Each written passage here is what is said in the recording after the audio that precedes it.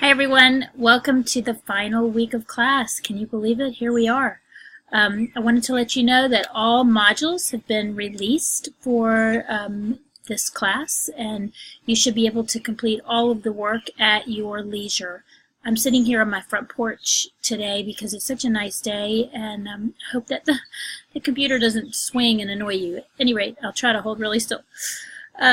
This week you will be writing and punctuating dialogue, thinking about grammar instruction, and assessing writing. You also should be finishing up your multi-genre research project.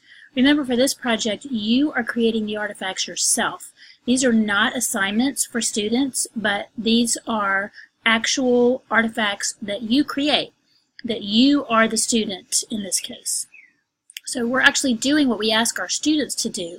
We're modeling our own writing for them so that we can help them see what our intentions and expectations are, and also have that experience of doing the writing ourselves so we can empathize with our students.